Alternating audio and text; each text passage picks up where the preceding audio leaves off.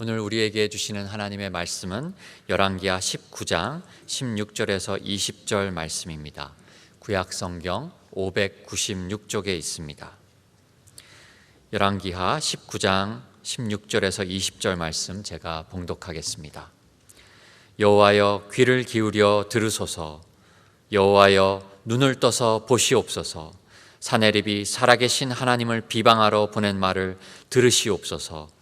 여호와여 아수르 여러 왕이 과연 여러 민족과 그들의 땅을 황폐하게 하고 또 그들의 신들을 불에 던졌사오니 이는 그들이 신이 아니요 사람의 손으로 만든 것 곧 나무와 돌뿐이므로 멸하였나이다.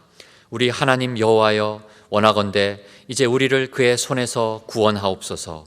그리하시면 천하 만국이 주 여호와가 홀로 하나님이신 줄 알리이다 하니라. 아모스의 아들 이사야가 히스기야에게 보내 이르되 이스라엘 하나님 여호와의 말씀이 내가 아수르 왕 사네립 때문에 내게 기도하는 것을 내가 들었노라 하셨나이다. 아멘. 하나님을 믿는 신자가 큰 어려움을 만날 때 대개 두 가지 결과가 나타나는 것 같아요. 하나는 그 어려움을 통해서 믿음이 부쩍 성장하는 것입니다. 그 어려움을 계기로 해서 하나님과 무척 가까워지는 것이죠. 또 다른 하나는 그 어려움 때문에 믿음을 잃어버리는 것입니다. 가지고 있던 믿음도 잃어버리는 경우도 있지요. 너무 힘들어서 그냥 어려워만 하다가 하나님을 한번 제대로 바라보지도 못하고 믿음을 오히려 크게 잃어버리는 경우, 극단적으로 잘못 가면은 신앙생활을 중단하기도 하고 교회를 떠나기도 하고 그렇습니다.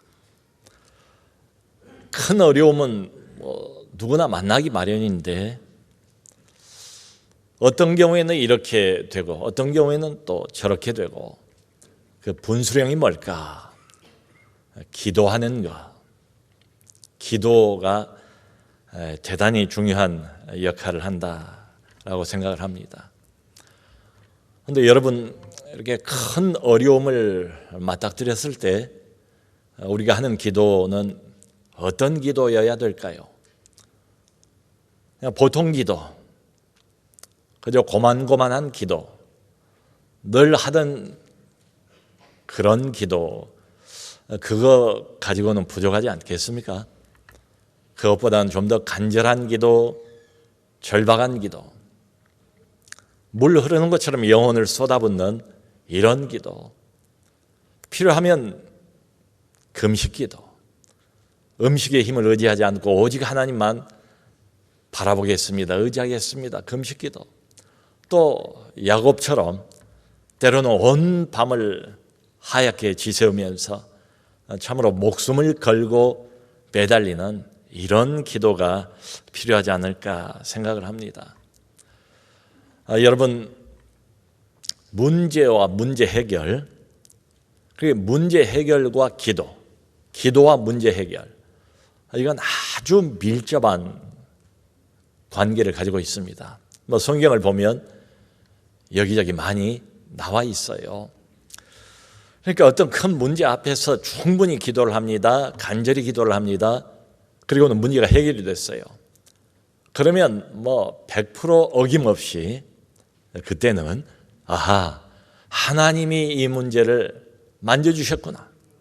하나님이 이 문제를 해결해 주셨구나. 이게 누가 뭐 말하지 않아도 확신이 와요. 확신이 와요. 그럴 때는 그저 내가 머리로만 알고 있었던 하나님, 그 차원을 넘어섭니다. 내가 교회 다니면서 가지고 있었던 지식으로서의 하나님, 그 차원을 훨씬 넘어섭니다. 많이 기도하고 많이 하나님 앞에 엎드리고 절박하고 간절한 마음이 담겨져서 하나님께 기도를 하고 문제가 해결이 되면 하나님을 경험적으로 알게 됩니다. 하나님을 체험적으로 그때는 알게 돼요. 말하자면 그 어느 때보다도 살아계신 하나님과 가까워지게 되는 게 바로 이런 때입니다. 또 설령 열심히 기도를 해왔는데도 문제가 해결되지 않는 이런 경우들도 많이 있습니다. 근데 상관없어요. 그렇다 할지라도 계속해서 마음을 담아서 꾸준히 기도를 하면 어려움은 그대로 있습니다. 사라지지 않았어요. 그런데 그 어려움을 감당할 수 있는 힘을 얻습니다. 그러니까 인간의 힘, 내 결심, 내 의지가 아니고 하늘의 힘이 주어져요. 꾸준한 기도, 간절한 기도를 통해서 하나님께서 기도 응답으로 성령 충만을 주세요. 그러면 태산같이 큰 문제가 눈앞에 놓여 있다 할지라도 그걸 넉넉하게 감당할 수가 있지요. 여러분, 오늘 우리가 아까 읽은 그 내용은 기도 내용입니다. 누구의 기도인가 하면 히스기야 왕의 기도입니다. 이 히스기야 왕은 유다 왕국, 그러니까 남왕국 유다, 이스라엘이 원래 두 나라로 갈라지지 않습니까? 그 남쪽을 유다 왕국이라고 불러요.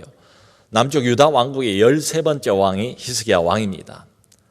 나이 25살에 왕이 되어서 29년 동안을 통치를 해요. 근데 이 히스기야 왕은 자기의 그 부왕, 아버지였던 아하스와는 달리 왕이 되자마자 종교정책, 그러니까 종교 개혁을 일으켜요. 전국적으로 대대적인 종교 개혁 일어납니다. 그 아하스 왕이, 부왕이 심지어는 하나님의 성전까지도 폐쇄를 시켜버렸어요. 그 폐쇄된 성전을 다시 엽니다. 성전을 깨끗하게 다시 수리를 합니다. 보수를 합니다. 그리고 그걸 정비를 하고 난 다음에 성전 예배를 회복해요. 그리고는 그때까지만 해도 이스라엘 전역 여기저기에 놓여 있었던 많은 산당들을 완전히 다 부셔버려요. 철폐를 시킵니다. 모든 우상들을 다 제거를 해버립니다. 그리고 한 가지 특이한 것은 그 과거에 광야 여행을 하던 그 시절에 모세가 만들었던 놋뱀이 있지 않습니까? 이스라엘 백성들이 하나님 앞에 늘 불평불만이 많아요. 하나님께서 어느 날 불뱀을 보내셨고 그 불뱀에 물려서 죽는 백성들이 많았습니다. 그때 하나님께서 해결책을 하나 주셨어요. 놋뱀을 매달아서 장대 위에 높이 매달아 들어라. 누구든지 그것을 쳐다본 자는 살리라. 하나님의 말씀 그대로 모세가 놋뱀을 만들어서 장대 위에 높이 매달았고 그걸 믿음으로 쳐다본 사람들은 다 살았어요. 바로 그 놋뱀입니다. 그 놋뱀을 히스기야 왕이 완전히 부셔서 가루로 만들어 버렸습니다. 그렇게 한 이유는 뭔가 하면 처음에는 이 놋뱀이 구원의 상징이었습니다. 참 좋은 거지요. 그런데 이게 차츰 세월이 지나가면서 우상 숭배의 대상으로 변질이 되어버렸어요. 살아계신 하나님에게는 별로 관심이 없고 눈에 보이는 놋뱀에만 사람들이 매달리는 것을 히스기야가 잘 알고 있었습니다. 그래서 놋뱀을 완전히 철폐를 해버렸어요. 자, 그러니까 이런 히스기야의 마음은 한마디로 항상 나는 하나님만 의지하겠습니다. 하나님 명령을 받들고 하나님만 철저하게 따르겠습니다. 그 신앙의 표현이지요. 자, 이런 영적 자신감이 생기다 보니까 당대 최강국이었던 아수르하고의 관계를 끊습니다. 반아수르 정책을 히스기야가 펼쳐요. 한동안 잘 나갔죠. 그러다가 히스기야 제위 14년째 되던 해입니다. BC 한 701년경 정도 돼요.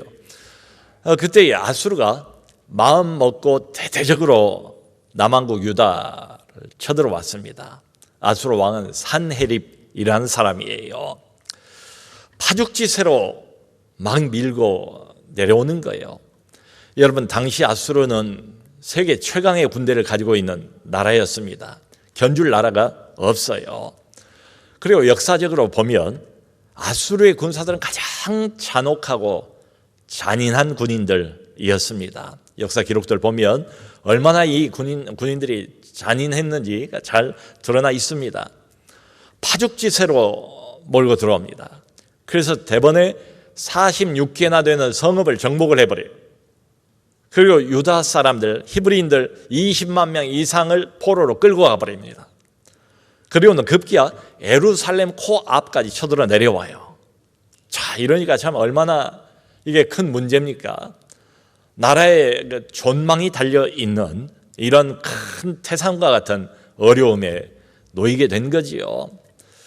이때 당시에 활동을 하던 선지자는 이사야 선지자입니다.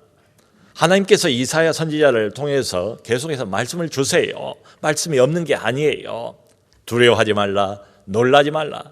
내가 너희와 함께 하겠다. 내가 반드시 저들을 멸하겠다. 근데 눈앞에 보이는 이 문제가 워낙 크고 지금 일촉즉발의 위기 아니겠습니까? 지금 여기서 조금만 잘못하면 나라가 이제 저 손에 넘어갈 판이에요. 그냥 그 어려움에 히스기야 왕이 압도를 당하고 맙니다. 하나님을 향한 믿음을 잃어버리게 돼요. 선지자의 말도 귀에 들어오지를 않습니다. 자, 이렇게 이제 돼버리니까 결국은 얼마 못 가서 견디다가 히스기야 왕이 두 손 들고 항복을 합니다. 그러자 이 아수르 왕 산헤립이 전쟁 배상금으로 조공을 바치라고 요구를 해요. 이 성경 앞부분에 다 자세하게 나와 있는 내용입니다. 그걸 우리식으로 환산을 해보면 금 1톤, 여러분 금 1톤이 이게 보통의 무게입니까? 은 10톤, 은은 10배를 바치래요. 그러니까 살아남기 위해서 이 금, 은 조공을 바치려고 왕궁과 곳간에 있는 금들, 은들 그걸로 모자라니까 성전 문에 덮어 씌워져 있는 금 다 벗겨냅니다. 하나님의 성전의 기둥마다 있던 금들을 다 벗겨내서 그것을 아수르 왕에게 조공으로 바칩니다. 그런데 이 기둥에 입힌 금이 뭔가 하면 히스기야 본인이 종교 개혁을 일으켰을 때에 그 성전 기둥마다 새롭게 자기가 자기 손으로 입혔던 그 금이에요. 그것까지를 다 벗겨서 아수르 왕에게 항복의 대가로 바쳐야 되니까 얼마나 참 굴욕이 얼마나 수치입니까? 여러분, 이런 거 보면 한때 믿음 좋은 사람이라고 해도 그 믿음이 항상 좋으란 법은 없지 않습니까? 한 번 영적인 큰 승리를 경험했다고 해도 나중에 그 승리가 또 보장이 된다는 법이 없어요. 한때는 정말 모든 믿는 사람들이 볼 때에 믿음의 모범, 승리의 모범이었던 사람도 어느 날 보면 너무도 어이없게도 무너진 경우를 많이 보지 않습니까? 근데 그런 케이스를 보면 이유가 없는 게 아니에요. 대개는 자기들의 생각, 자기들의 판단, 이게 앞서는 거예요. 사실은 앞서야 되는 게 하나님을 향한 우리의 믿음인데 눈앞에 너무 큰 이 문제에 압도를 당하다 보니까 그게 보이지를 않아요. 이러다 보니까 하나님 말씀이 없는 건 아닌데 하나님 말씀을 선지자를 통해서 계속 전해도 귀에 들어오지 않아요. 이제 우리 같으면 목사님이 없는 게 아니고 말씀을 들려주는 목회자가 늘 있지요. 근데 그 목회자 이야기도 전혀 들어오지를 않아요. 여러분, 이러다 보면 나도 모르게 순서가 바뀌어버립니다. 그러니까 사태, 상황, 문제 이게 1순위가 돼버려요. 이건 너무나 커 보이는 거예요. 그러다 보니까 하나님은 안 보이게 되죠. 생각도 안 나요. 이 정도 되면 이미 영적으로 패배하는 것 아니겠습니까? 심지어는 히스기야처럼 믿음이 좋았던 사람들도 다르지 않아요. 결국 결론을 보면 뭡니까? 이쯤 되면 믿음을 이미 상실해버린 상태이기 때문에 세상적으로 어떻게 하면 내가 좀 더 안전할 수 있을까? 인간적으로 세상적으로 안전한 출구만을 모색하게 되지요. 이게 성경에 나와 있는 아수르의 1차 침공입니다. 그런데 성경 보면 참 흥미롭게도 1차 침공 때에 히스기야가 하나님 앞에 기도했다, 엎드렸다 이런 말이 일절 없어요. 그런 암시도 없어요. 하나님을 찾았다는 그런 이야기도 전혀 없어요. 그러니까 이런 거 보면 히스기야가 그야말로 하나님 앞에 한번 부르짖어 보지도 못하고 하나님 앞에 간절하게 매달려 보지도 않고 그냥 두 손 들고 항복해버리고 만 거지요. 참 너무도 허망하게 항복하고 그리고 굴욕을 당한 겁니다. 여러분 오늘 우리가 봤던 그 본문 내용은 1차 이후에 2차 침공 때입니다. 두 번에 걸쳐서 아수르가 예루살렘을 쳐들어왔거든요. 2차 두 번째로 다시 이제 재침공을 한 거예요. 이번에는 이 사네립이라는 왕이 가장 믿을 만한 신하인 랍사게라는 사람을 보내서 대신 전가를 보냅니다. 이 랍사게가 자기 왕의 이제 전가를 보내는 거예요. 또 항복을 하라는 거예요. 이렇게 말합니다. 너는 도대체 누구를 믿고 내게 감히 반역을 저지르는가? 누구를 믿고? 너희가 요즘에 국제 정세를 보아하니 에집트를 의지하는 모양인데 그러지 마라. 에집트는 그저 부서진 지팡이와 같다. 그것을 의지하면 결국은 거기에 찔리고 말 것이다. 부서진 지팡이니까 거기에 찔릴 거라는 거예요. 그러면서 이제 이스라엘의 허약함, 연약함을 마음껏 조롱하기 시작합니다. 너희들 가운데 말을 제대로 타고 전쟁할 수 있을 만한 용사가 있느냐? 그런 사람이 있다면 말 탈 사람이 2,000명을 한번 선발을 해봐라. 그럼 내가 말 2,000匹를 거저주겠다. 사실은 이때 당시에 유다 왕국에는 기마병이 없었습니다. 말을 타고 싸울 수 있는 정식 군대가 없었어요. 그걸 잘 알고 있는 이 아수르 왕이 이렇게 조롱을 하는 거죠. 말 탈 수 있는 사람 2,000명 내놔봐라. 그러면 내가 공짜로 2,000마리 말을 줄 테니까. 근데 그렇다 할지라도 아수르의 가장 약한 병사라도 너희들이 물리칠 수 있을 줄 아느냐? 이제 이렇게 비아냥거리는 거예요. 그러면서 이어서 하는 말이 내가 여기 와가지고 너희들을 멸망시키는 건 다 여호와의 허락을 받고 오는 것이다. 하나님 여호와의 허락을 자기가 받고 여기까지 왔다는 거예요. 그러므로 너희들은 절대로 저 히스기야 왕의 말에 속지를 말라. 여호와께서 우리를 보호하신다. 여호와께서 예루살렘을 지켜주실 것이다. 그건 거짓말이다. 그 어떤 나라의 어떤 신들도 나 아수르 왕 손에서 벗어난 일이 있었느냐? 그 신들 내가 다 부셔서 불에다 집어넣었다. 그러므로 결론은 너희 여호와도 감히 내 손에서 예루살렘을 구하지 못할 것이다. 하나님 여호와, 너희가 섬기는 여호와, 그도 내 손에서 너희들을 구하지 못할 것이다. 이렇게까지 하나님을 조롱하고 으름장을 뒀습니다.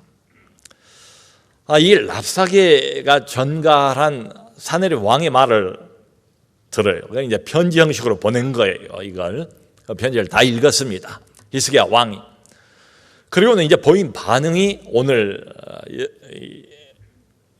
열왕기하 19장의 내용이에요. 마음껏 이스라엘을 조롱하고 이스라엘의 진정한 왕이신 하나님을 조롱하는 말을 히스기야 왕이 듣고 보인 반응이 뭔가 하면 여기 1절을 보면 히스기야가 옷을 찢습니다. 여러분 이스라엘 사람들은 극도의 어떤 슬픔, 분노 이런 게 생길 때 옷을 찢지 않습니까? 옷을 찢고 굵은 베옷으로 갈아입어요.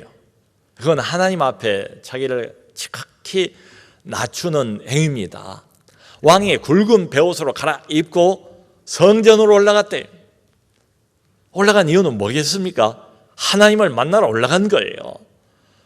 지금 나라가 존속이 되느냐 아니면 망하느냐, 이 아주 절체절명의 위기의 순간인데 이 나라의 수장이 되는 히스기야 왕은 참모들하고 만나지 않습니다. 작전회의를 짜지도 않습니다. 어떤 사람을 만나지도 않습니다. 하나님을 만나러 성전으로 들어가요. 왜냐하면 이 문제의 해결이 내 손에 있지 않고 사람 손에 있지 않다는 것을 철저하게 깨달은 거예요. 알게 된 거예요. 여러분, 바로 여기가 문제 해결의 분수령입니다. 분수령의 중요한 지점입니다. 히스기야 왕이 1차 때하고는 달리 비로소 정신을 차린 거지요. 여러분, 문제 해결 우리도 원하지 않습니까? 그 문제 해결의 진정한 시발점이 무엇인가 하면 바로 히스기야 왕이 보여준 것과 똑같습니다. 어떤 상황, 어떤 큰 문제 앞에 놓여 있다 할지라도 항상 하나님을 먼저 기억하는 것입니다. 하나님을 먼저 찾는 것입니다. 하나님을 먼저 만나는 것입니다. 그 앞에 엎드리는 것입니다. 하나님을 기억하는 한 더 이상 예전처럼 두려움에 사로잡히지는 않습니다. 자, 이렇게 보면 지금 히스기야 왕은 두 가지 현실을 인식하고 있는 셈입니다. 말하자면 히스기야 왕 앞에 두 종류의 현실이 놓여 있어요. 한 가지 현실은 사내립의 침공이라는 현실입니다. 이건 물리적인 현실이죠. 이걸 부인할 수는 없지 않겠습니까? 눈앞에 막강한 아수르 군사, 거대한 군사를 다 끌어모아서 46개 성읍을 이미 정복을 했던 그 막강한 군사가 또 쳐들어와서 예루살렘 코앞까지 와 있는 겁니다. 이 현실이죠. 그런데 한 가지 현실이 더 있습니다. 영적인 현실입니다. 그건 하나님이라는 현실입니다. 하나님이 우리와 함께 하신다는 현실입니다. 하나님이 우리를 여전히 도우신다는 현실입니다. 이것도 현실이지요. 성도 여러분, 우리도 살아가면서 항상 이 두 가지 현실을 맞닥뜨리면서 삽니다. 하나는 물리적인 현실, 문제, 상황, 사태, 어려움이라는 현실이 있습니다. 그런데 그 현실만 있는 것은 아니에요. 하나님이라는 현실, 눈에 보이진 않지만 살아계신 하나님께서 우리와 함께 하신다. 그리고 우리를 여전히 돕고 계신다. 이 둘 다가 현실이에요. 그리고 이 둘 다가 실제적입니다. 이게 중요해요. 여러분, 눈 앞에 있는 이 문제나 어떤 어려움, 이것을 아무것도 아닌 것처럼 일부러 애써서 그 현실을 외면하려고 그럴 필요는 없어요. 뭐 긍정적인 마인드를 갖는 게 좋습니다. 그런데 근거 없는 낙관주의, 막연한 긍정, 이건 별로 문제를 해결하는 데 도움이 안 돼요. 그냥 막연한 긍정적인 생각만 갖고 그리고 자칫 잘못하면 우리 신앙이라는 게 도피의 구실, 문제를 회피하는 구실이 될 수도 있어요. 그러니까 문제를 문제로 인정할 줄 알아야 됩니다. 이게 왜 작은 문제입니까? 왜 이게 아무것도 아닌 문제겠습니까? 사실은 큰 문제예요. 성도 여러분, 혹시 그 스톡데일 패러독스라는 말을 들어보신 적이 있습니까? 스톡데일 패러독스라는 게 있어요. 이건 뭔가 하면 미국의 그 해군 고급 장교였던 제임스 스톡데일이라는 사람이 오래전입니다. 월남전에서 그만 포로로 잡혔습니다. 다른 많은 포로들과 함께 무려 8년 가까이를 포로 생활한 거예요. 많은 포로들은 죽었습니다. 포로 생활하다가. 그런데 끝까지 이 스톡데일은 살아남았어요. 살아남고 본국으로 귀환한 후에 스톡데일이 아주 중요한 이야기를 합니다. 무슨 이야기인가 하면 근거 없이 낙관론을 가지고 있었던 사람들은 다 죽었다. 막연히 긍정적으로만 생각했던 사람들은 다 죽었다는 거예요. 예를 들어서 이번 크리스마스 때는 석방이 되겠지. 안 됩니다.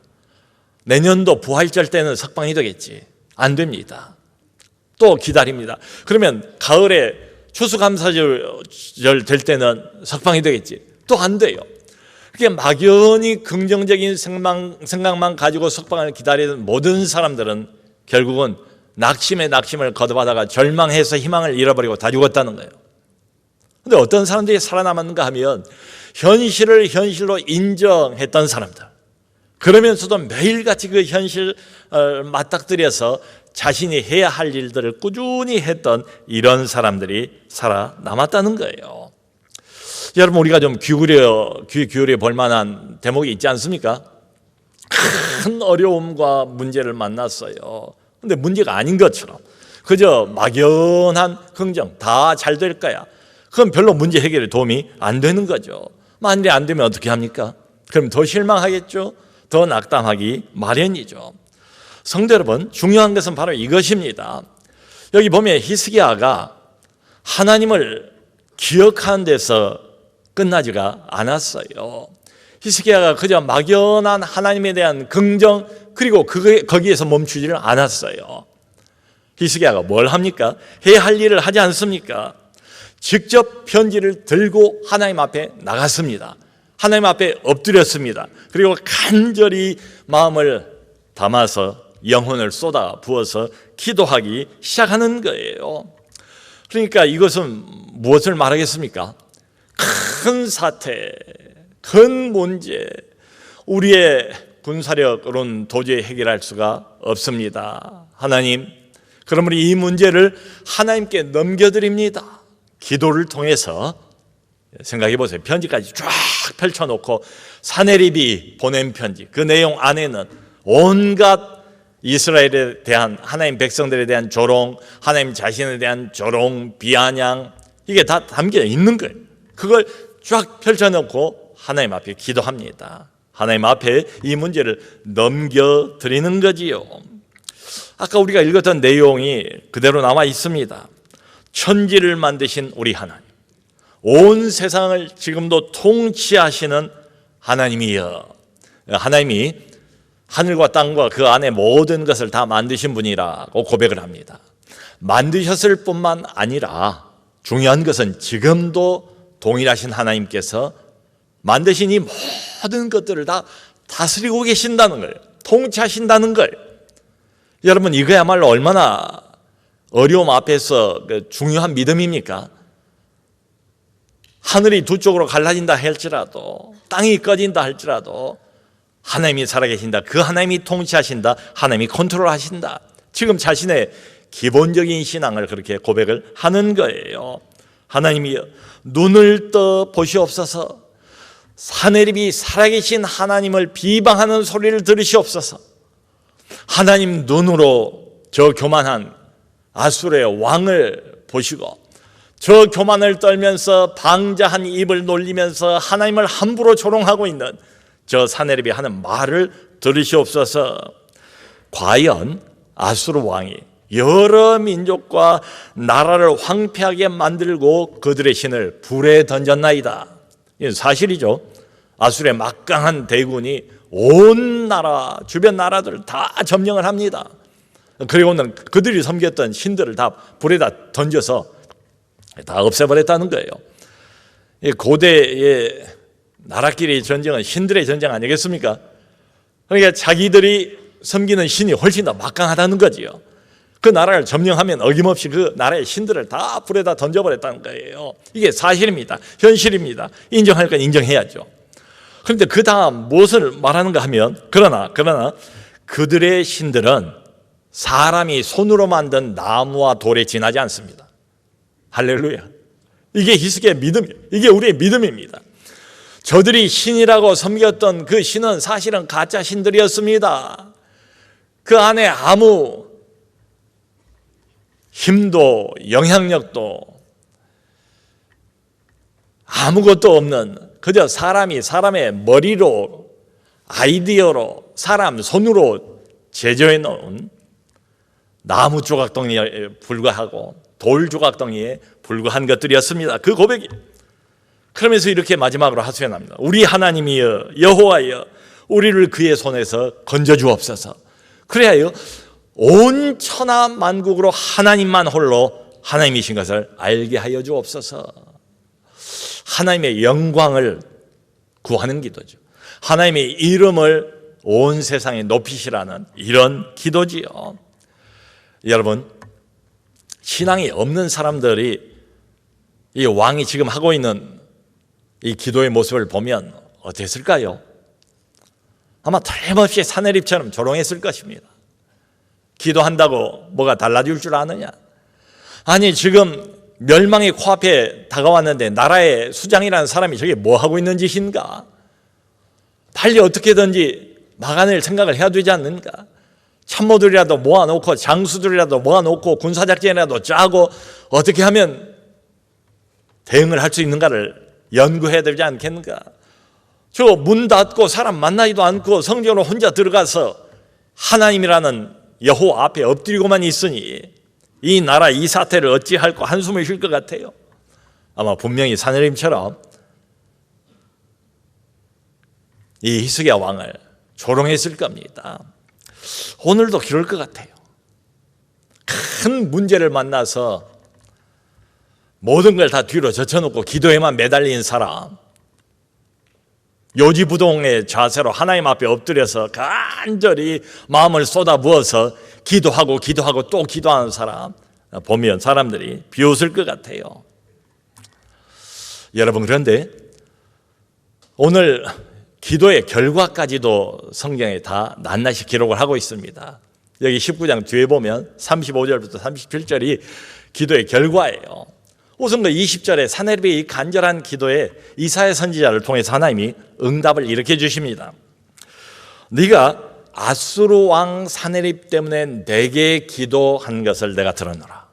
아멘. 아수르 왕 사내립, 코앞에 닥쳐 있는 이 어둠의 세력, 막강한 위협의 세력, 일촉즉발의 위기일발의 상태, 네가 사내립 때문에 내게 기도하는 내용을 내가 빼놓지 않고 다 들었노라 하고는 즉석에서 응답이 주어진 내용이 나와요. 참, 이제 여기서부터가 하나님의 역사입니다. 기도에 응답하시는 하나님의 기적입니다. 하나님이 우리의 기도를, 간절한 기도를 들으시고 기도에 응답하실 때는 여러분, 기적이 일어납니다. 기상천외해요. 우리가 전혀 생각할 수 없는 방법으로 하나님이 문제를 해결하십니다. 사내립 왕이 지금 해외 원정 중이잖아요. 그런데 갑자기 구스 왕 디르하가라는 그 왕이 아수를 침공한다 소문을 들은 거예요.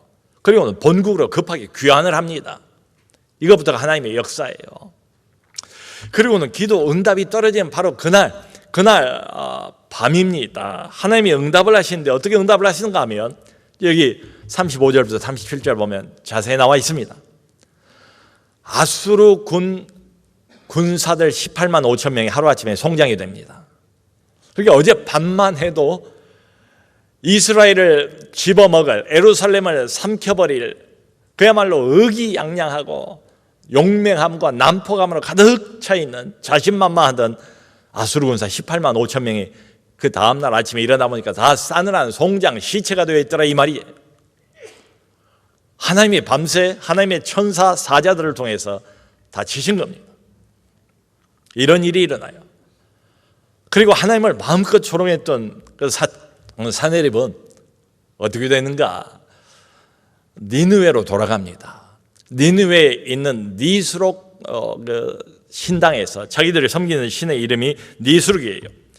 니스룩 신전에서 예배를 드리고 있을 때 자기 두 아들에 의해서 살해를 당합니다. 부왕의 왕권을 찬탈할 역무를 꾸며던 두 아들이 자기 아버지를 죽여요. 비참한 최후를 마치고 말지요. 여러분, 큰 문제, 태산 같은 어려움 늘 있지요. 그런데 그때마다 우리 안에 어쩌면 이런 이상한 속삭이는 듯한 목소리가 올라올지도 모르겠어요. 하나님 의지해도 아무 소용없어. 아무리 기도해봐. 기도해도 달라질 건 없어. 여러분, 그것은 다 사탄의 속삭임입니다. 그것은 거짓말입니다. 사방을 둘러봐도 정말 인간적으로는 해결책이 안 보일 때, 사방을 둘러봐도 어떤 도움의 손길도 찾을 수 없을 때, 사면초가의 상황에 놓여 있을 때, 성도 여러분, 그때 우리가 해야 되는 것은 바로 기도입니다. 보통 기도가 아니에요. 막연한 긍정이 아니에요. 그저 들어주시면 감사하고 안 들어주셔도 그뿐이고, 이런 마음 가지고 기도를 하면 하나님이 듣겠습니까? 히스기야처럼 온 마음을 쏟아붓는 것처럼 옷을 찢고 굵은 삼배 옷으로 갈아입고 하나님 앞에서 자기를 겸비히 낮추고 애통해하면서 회개하면서 하나님이여 여호와여 보시옵소서, 들으시옵소서, 구원해 주옵소서, 살려 주옵소서, 그런 기도, 간절한 기도가 필요합니다. 사랑하는 성도 여러분, 히스기야의 기도를 드렸던 동일하신 하나님이 우리의 하나님이신 줄로 믿습니다. 히스기야의 기도를 들으시고 예상하지 못했던 기적으로 문제를 해결하시던 그 하나님은 우리의 아버지가 되신 줄로 믿습니다. 그러므로 어떤 문제보다 더 큰 산과 같은 어려움을 만났다 할지라도 흔들리지 마세요. 항상 하나님을 먼저 기억하세요. 먼저 하나님을 찾으세요. 먼저 하나님을 만나세요. 모든 것 제쳐두고 그 앞에 먼저 엎드리세요. 기도하세요. 흔들지 말고 우리 기도를 들으시고 응답하신 하나님을 믿고 기도하시고 크게 응답받는 우리 모두가 될 수 있기를 주님의 이름으로 축원합니다.